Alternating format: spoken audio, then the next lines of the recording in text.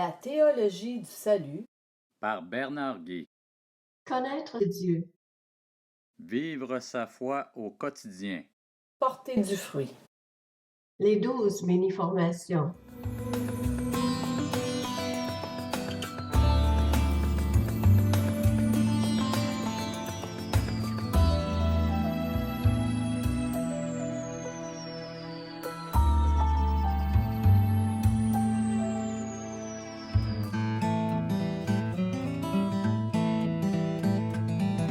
La 6e mini-formation. Le salut, appropriation. La Bible nous dit que nous devons nous repentir et croire en Jésus pour être réconciliés avec Dieu. Que signifie se repentir et croire? Quelqu'un peut-il être réconcilié avec Dieu sans s'être vraiment repenti et avoir le désir authentique de ne plus vivre dans le péché? Souvent, les gens affirment qu'ils croient en Dieu et en Jésus, mais leur foi n'est pas la foi biblique conduisant à la réconciliation avec Dieu. En quoi la foi authentique se distingue-t-elle des autres types de foi?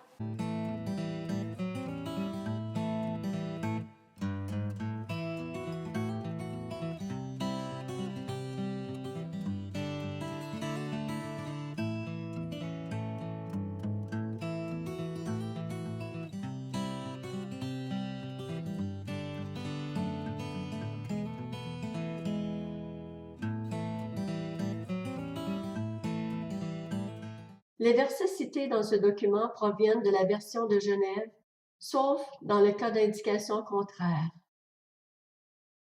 Le point A. La théologie de la repentance et de la foi en quelques mots. Plusieurs cherchent par la pratique religieuse ou par une vie exemplaire et vouée aux autres à regagner la faveur de Dieu. Ceci n'est pas nouveau. De tous les temps, l'homme a cru que sa relation avec Dieu dépendait de ses propres efforts. En fait, cette pensée gouverne encore toutes les religions du monde.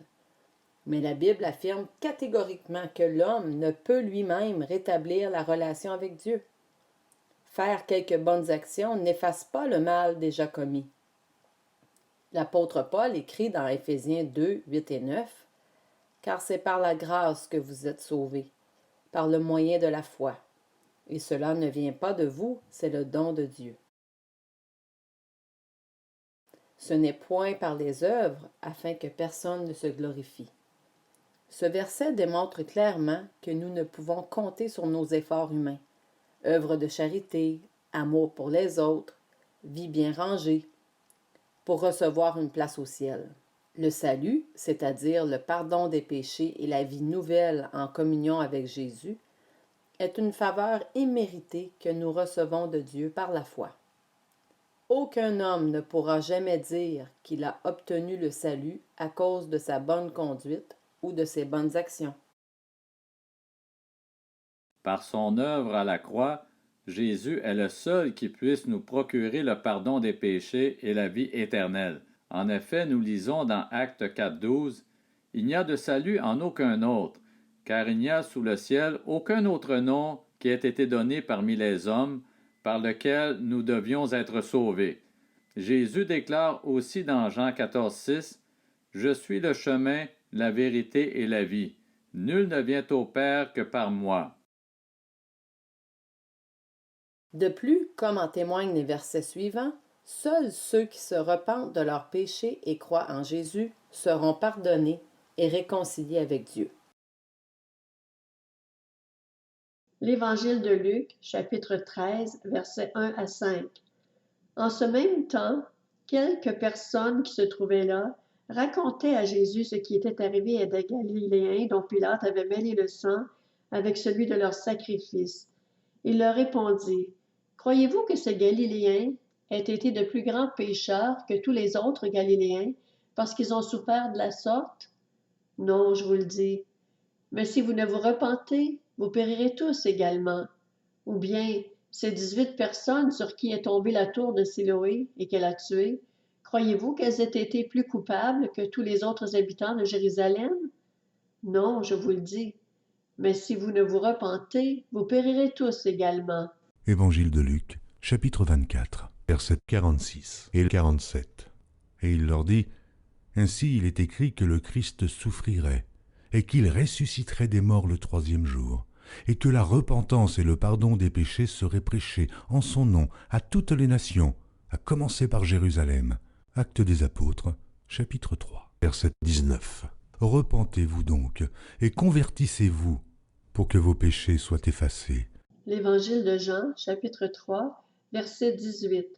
Celui qui croit en lui n'est point jugé, mais celui qui ne croit pas est déjà jugé parce qu'il n'a pas cru au nom du Fils unique de Dieu.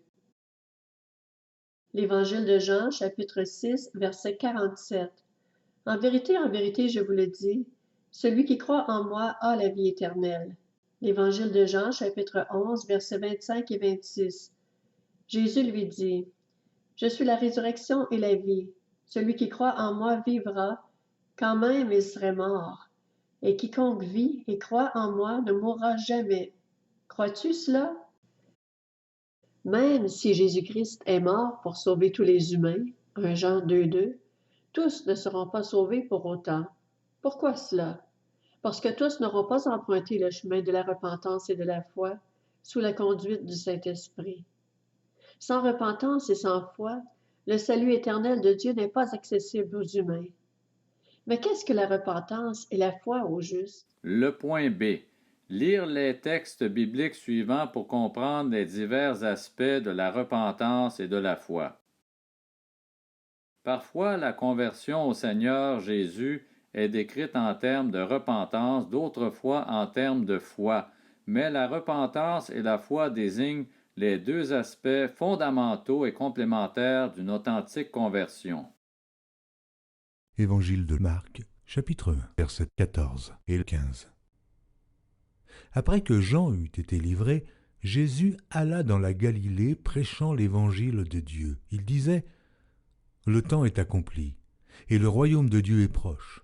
Repentez-vous et croyez à la bonne nouvelle. » Les Actes des Apôtres, chapitre 19, verset 4. Alors Paul dit, « Jean a baptisé du baptême de repentance, disant au peuple de croire en celui qui venait après lui, c'est-à-dire en Jésus. » Les Actes des Apôtres, chapitre 20, versets 20 et 21. Vous savez que je n'ai rien caché de ce qui vous était utile, et que je n'ai pas craint de vous prêcher et de vous enseigner publiquement et dans les maisons, annonçant aux Juifs et aux Grecs la repentance envers Dieu et la foi en notre Seigneur Jésus-Christ. Les Actes des Apôtres, chapitre 26, versets 17 à 20. Je t'ai choisi du milieu de ce peuple et du milieu des païens, vers qui je t'envoie, afin que tu leur ouvres les yeux, pour qu'ils passent des ténèbres à la lumière et de la puissance de Satan à Dieu, pour qu'ils reçoivent par la foi en moi le pardon des péchés et l'héritage avec les sanctifiés. En conséquence, roi Agrippa, je n'ai point résisté à la vision céleste. À ceux de Damas d'abord, puis à Jérusalem, dans toute la Judée et chez les païens, j'ai prêché la repentance et la conversion à Dieu, avec la pratique d'œuvres dignes de la repentance. Le point 1. La repentance. La repentance est simplement la tristesse qu'on éprouve d'avoir offensé Dieu, accompagnée d'un désir sincère de ne plus l'offenser. Cette tristesse n'est pas à confondre avec la honte qu'on peut éprouver de ne pas avoir été à la hauteur, ou avec la tristesse causée par les conséquences négatives de notre péché, bris de relations, atteinte à notre réputation, mauvaise créance, etc. Au cœur de la repentance se retrouve la douleur d'avoir offensé Dieu et d'avoir brisé notre communion avec lui, comme le suggèrent les versets suivants. La Genèse, chapitre 39, versets 7 à 9. Après ces choses, il arriva que la femme de son maître porta les yeux sur Joseph et dit « Couche avec moi. » Il refusa et dit à la femme de son maître « Voici mon maître ne prend avec moi connaissance de rien dans la maison, et il a remis entre mes mains tout ce qui lui appartient. Il n'est pas plus grand que moi dans cette maison, et il ne m'a rien interdit, excepté toi, parce que tu es sa femme.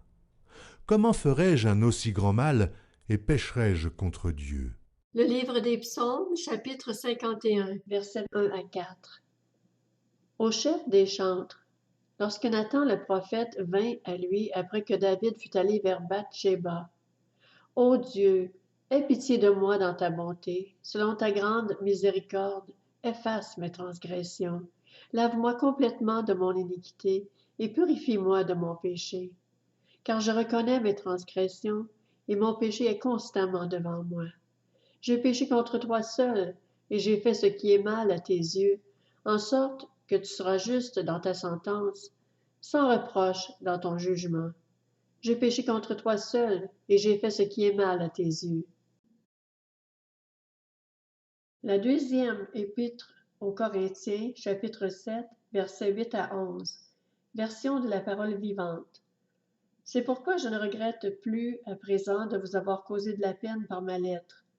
Je l'avais d'abord regretté, en voyant combien elle vous avait attristé sur le moment. Mais aujourd'hui je me réjouis, non certes de votre chagrin, mais de ce que cette lettre vous ait amené à changer d'attitude. La tristesse que vous avez éprouvée était conforme à la volonté de Dieu, si bien que nous ne vous avons en fait causé aucun tort. En effet, la tristesse conforme au dessein de Dieu, si elle est portée comme Dieu le désire, produit un changement d'attitude qui conduit au salut et que personne n'a encore eu à regretter. La tristesse, selon le monde, mène au désespoir et à la mort. Vous avez porté votre tristesse comme Dieu le voulait.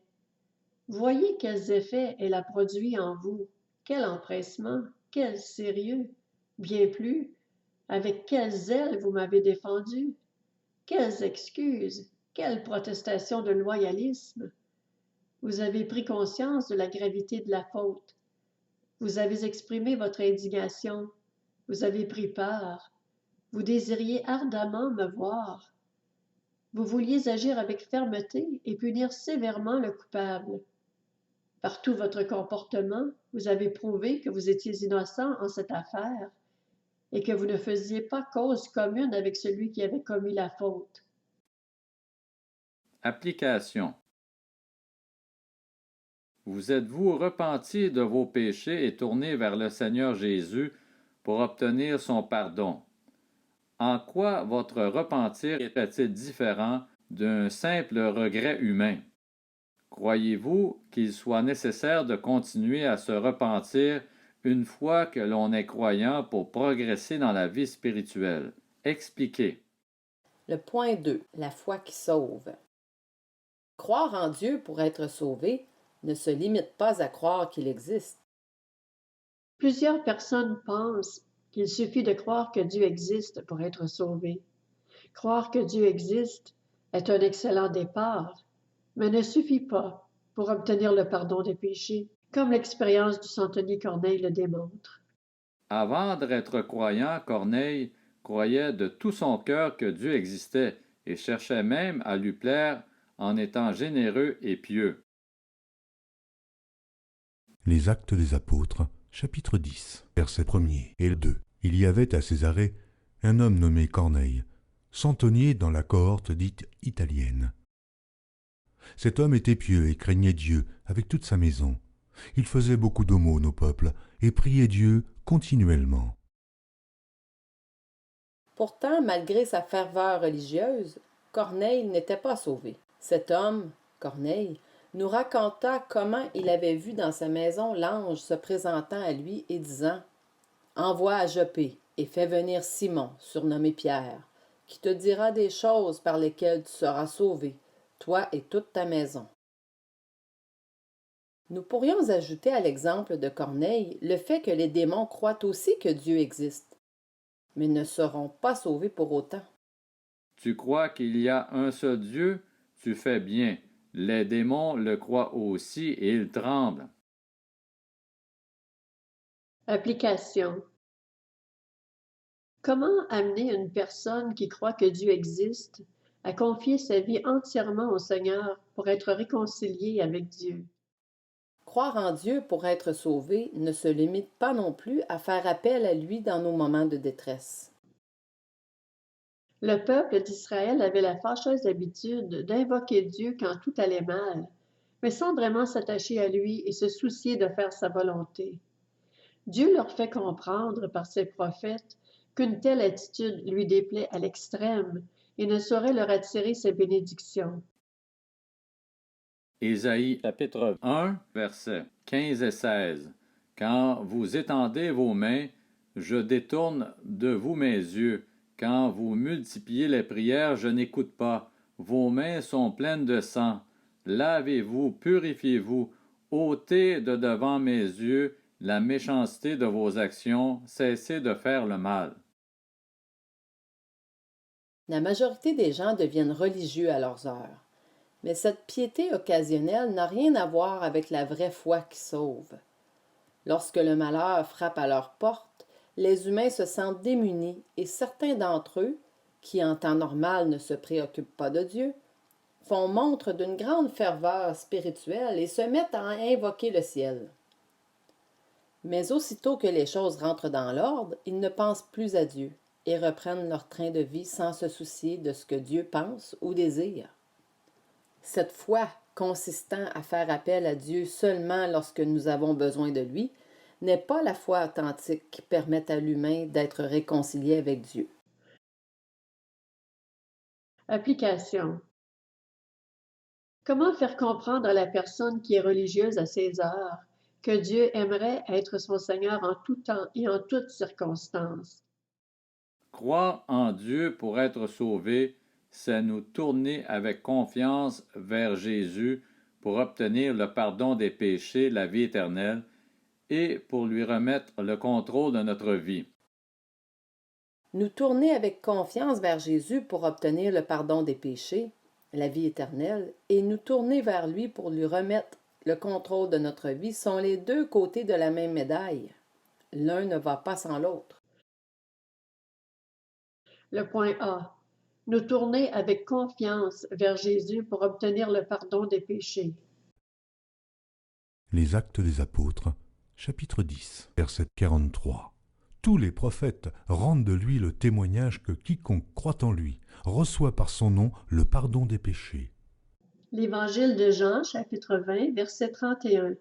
Mais ces choses ont été écrites afin que vous croyiez que Jésus est le Christ, le Fils de Dieu, et qu'en croyant, mettant votre confiance en lui, vous ayez la vie en son nom. Le point B. Nous tourner avec confiance vers Jésus pour lui remettre le contrôle de notre vie. S'adressant à la foule qui le suivait, Jésus souligne les exigences de la foi. Évangile de Marc, chapitre 8, verset 35. Car celui qui voudra sauver sa vie la perdra, mais celui qui perdra sa vie à cause de moi et de la bonne nouvelle la sauvera. Donner le contrôle à Jésus signifie être prêt à nous détourner, par sa force, de ce qu'il désapprouve, ce que la Bible appelle la repentance, et désirer vivre selon ses préceptes. Dieu sait très bien que nous sommes incapables de faire cela par nous-mêmes. Mais si nous désirons vraiment vivre pour lui et faire sa volonté, il nous donnera par son Saint-Esprit la force de le faire. Première épître de Paul aux Thessaloniciens, chapitre 1er, versets 9 et 10. Car on raconte à notre sujet quel accès nous avons eu auprès de vous et comment vous vous êtes convertis à Dieu, en abandonnant les idoles pour servir le Dieu vivant et vrai, et pour attendre des cieux son Fils, qu'il a ressuscité des morts, Jésus, qui nous délivre de la colère à venir. Ésaïe, chapitre 55, verset 7. Que le méchant abandonne sa voie et l'homme injuste ses pensées, qu'il retourne à l'Éternel qui aura pitié de lui, à notre Dieu qui ne se lasse pas de pardonner. Application. Croyez-vous qu'une personne puisse croire en Dieu dans le sens biblique tout en désirant continuer à diriger sa vie comme elle l'entend? Enfin, Jésus est en droit d'exiger que nous lui remettions le contrôle de notre vie parce qu'il est Seigneur et Maître. Évangile de Luc, chapitre 6, verset 46. Pourquoi m'appelez-vous Seigneur, Seigneur, et ne faites-vous pas ce que je dis? Épître de Paul aux Philippiens, chapitre 2, verset 9 à 11. C'est pourquoi, Aussi Dieu l'a souverainement élevé et lui a donné le nom qui est au-dessus de tout nom, afin qu'au nom de Jésus, tout genou fléchisse dans les cieux, sur la terre et sous la terre, et que toute langue confesse que Jésus-Christ est Seigneur, à la gloire de Dieu le Père. Nous fléchirons tous un jour le genou devant le Seigneur Jésus. Nous avons le choix de le faire aujourd'hui, volontairement, alors qu'il nous offre le pardon, ou de le faire plus tard, de force, quand il reviendra dans sa gloire. Jésus invite tous les humains à recevoir l'assurance d'être avec lui après la mort. Mais pour obtenir son pardon et recevoir le Saint-Esprit pour débuter une vie nouvelle, il est nécessaire de se repentir et de croire. Apocalypse de Jean, chapitre 3, verset 20. Voici, je me tiens à la porte et je frappe. Si quelqu'un entend ma voix et ouvre la porte, j'entrerai chez lui. Je souperai avec lui, et lui avec moi. Évangile de Matthieu, chapitre 11, verset 28 à 30.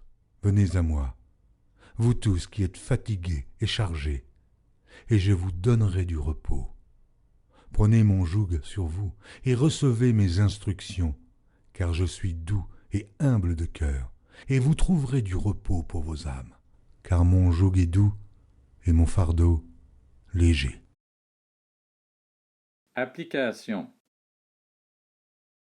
Qu'est-ce qui vous empêche de donner votre vie au Seigneur ou de vous consacrer davantage à lui?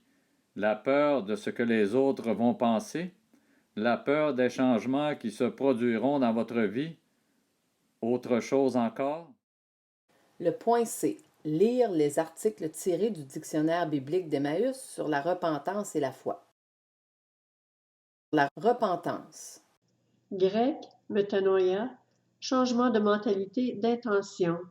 C'est la tristesse qu'on éprouve de ses péchés et la douleur d'avoir offensé Dieu. Le point 1. Sa nécessité. Si la foi est la condition essentielle du salut, elle doit être accompagnée d'une vraie repentance. Le premier message de l'Évangile est « Repentez-vous et croyez ». Jésus est venu sauver non pas des justes, il n'y en a aucun, mais des pécheurs qui, dans l'humiliation, se reconnaissent comme tels. Si vous ne vous repentez, vous périrez tous également. Le point 2. Ses étapes. Le point A. La conviction de péché, le profond regret d'avoir offensé Dieu. Seul le Saint-Esprit peut produire cette conviction. Attristé lui-même, il répand sa tristesse dans le cœur qu'il veut gagner. Et cette tristesse, selon Dieu, produit une repentance à salut, dont on ne se repent jamais. La conscience sincère est vivement touchée, même chez les païens privés de certaines lumières, car tout homme sait pertinemment qu'il a enfreint la loi morale. L'expérience de David est typique. Hanté par le regret de sa faute, il voit qu'il a par-dessus tout péché contre Dieu. Le point B, la confession. Beaucoup d'hommes savent très bien qu'ils ont mal agi, mais ils ne veulent pas en demander pardon à Dieu. David lui-même, gardant le silence, ne trouvait aucun repos. Lorsqu'il eut reconnu et confessé son crime devant le Seigneur, il obtint aussitôt l'assurance du pardon. Le point C. L'abandon du mal. La vraie repentance produit un dégoût du péché, une rupture des mauvaises habitudes suivies jusque-là. Il s'agit, par un changement de vie, de produire des fruits dignes de la repentance. Paul prêchait partout la repentance et la conversion à Dieu avec la pratique d'œuvres dignes de la repentance. Le point D. La complète soumission à Dieu. C'est la conversion et le cri de l'homme terrassé qui s'écrie « Seigneur, que veux-tu que je fasse ?» La repentance envers Dieu n'a d'effet que si elle est suivie de la foi en Jésus-Christ, car en elle-même, elle ne peut aucunement effacer le péché. Elle dispose le cœur à l'humiliation et à l'acceptation du pardon, que seul Jésus-Christ nous a acquis sur la croix. Ceci ressort particulièrement de 1 Jean 1, 7 jusqu'à 2, 2. Le point E, la persévérance dans une attitude constante de repentance. Tant que nous serons ici-bas, nous aurons des progrès à faire, des victoires à remporter. Nous ne sommes pas obligés de pécher, mais la possibilité en est toujours présente, surtout en face de textes tels que Jacques 4,17, 1 Jean 3,16, Matthieu 5,48. Un chrétien auquel sa conscience ne parle plus est dans un état terriblement dangereux. Jean écrit aux enfants de Dieu. Si nous disons que nous n'avons pas de péché, nous nous séduisons nous-mêmes. Nous le faisons menteur. Paul nous avertit que nous pouvons toujours attrister l'Esprit de Dieu qui est en nous. Que doit donc faire le croyant convaincu d'une faute dans sa marche journalière?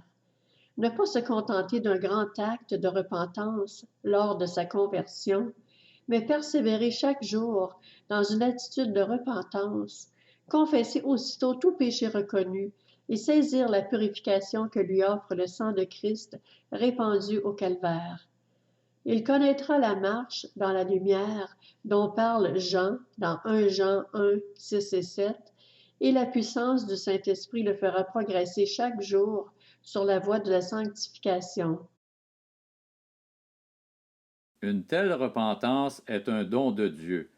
Sans son aide et sans son esprit, il est impossible de se repentir.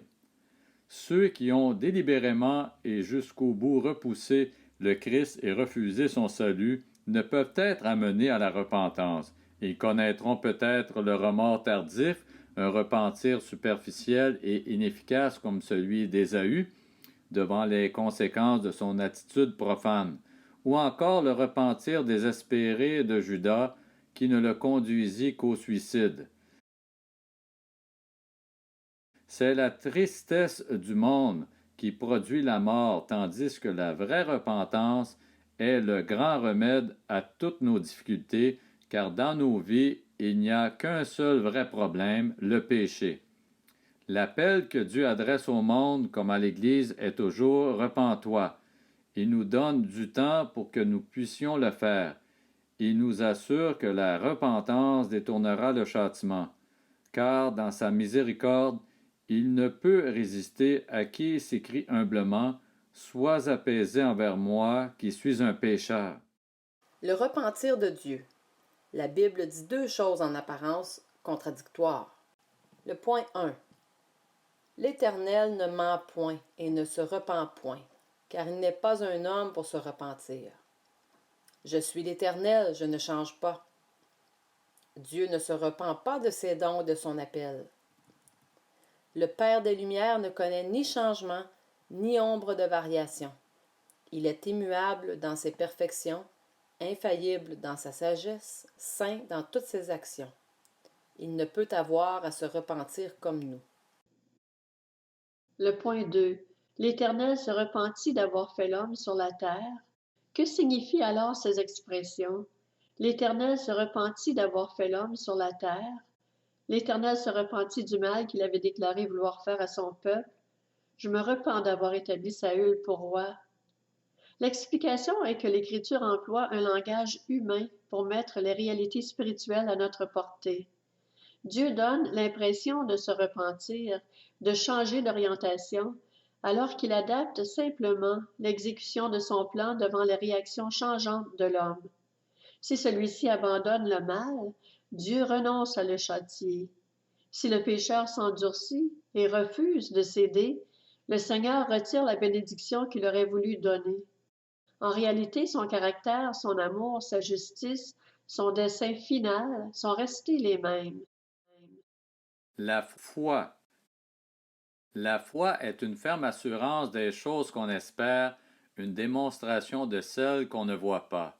Loin d'être une nébuleuse illusion de gens qui n'ont plus les pieds sur la terre, la foi est une tranquille confiance en un Dieu réel, tout-puissant et proche, quoique invisible. Elle est une merveilleuse assurance en son amour, en son salut, en sa parole. Elle est faite aussi de crainte respectueuse à l'égard de ses jugements et d'obéissance envers sa volonté. Le juste vivra par la foi, et sans la foi il est impossible d'être agréable à Dieu.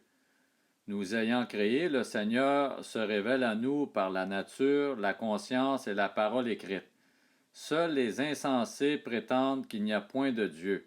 Ce qui leur manque, c'est Le point 1. La soumission à celui dont ils ont reçu déjà une intuition suffisante. En effet, l'incrédulité n'est pas l'ignorance ni l'incapacité de croire.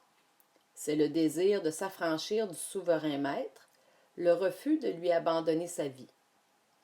Capituler en reconnaissant sa révolte et son incapacité d'exister réellement sans Dieu, c'est déjà parvenir à l'obéissance de la foi.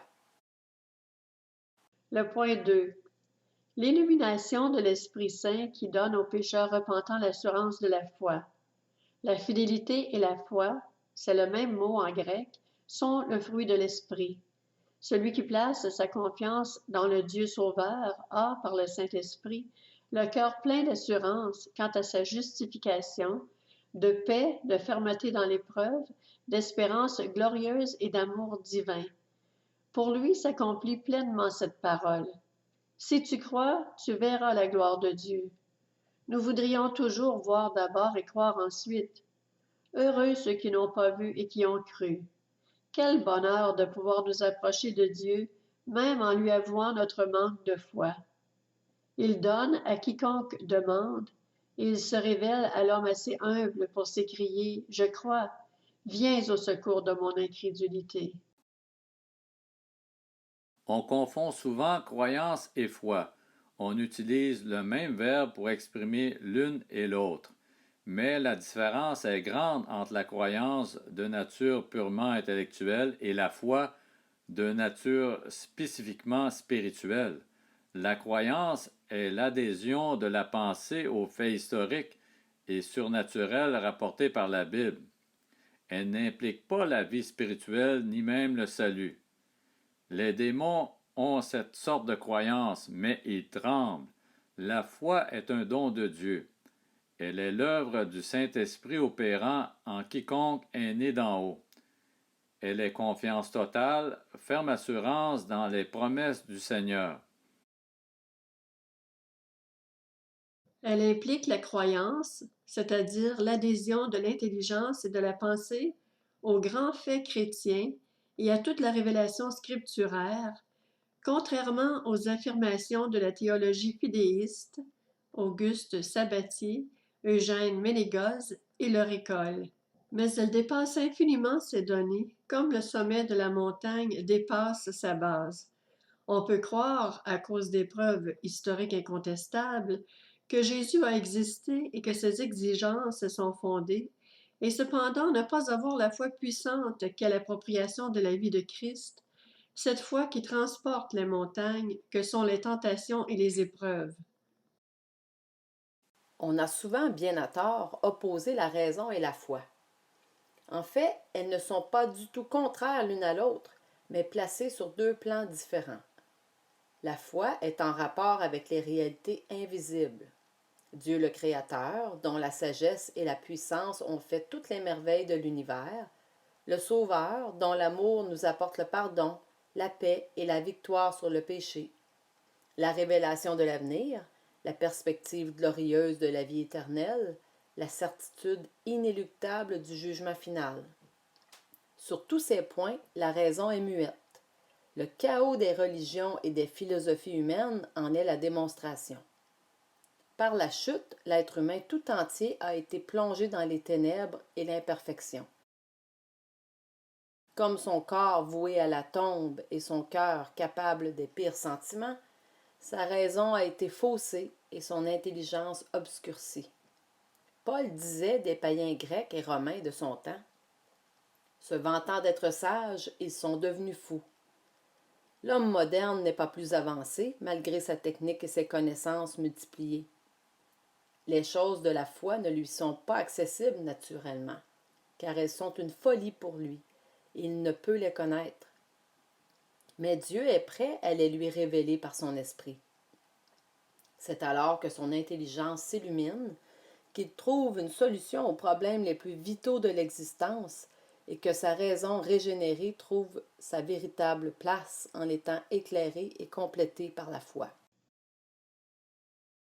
Pour susciter la foi, Dieu se sert d'instruments humains qui collaborent avec l'Esprit et la parole de Dieu. La foi peut être forte ou faible. Les apôtres, gens de petite foi, supplièrent Jésus de l'augmenter en eux. Sa puissance est si grande qu'en ayant de la foi comme un grain de sénévé, tout nous serait possible. La foi est agissante par l'amour. Elle est victorieuse du monde.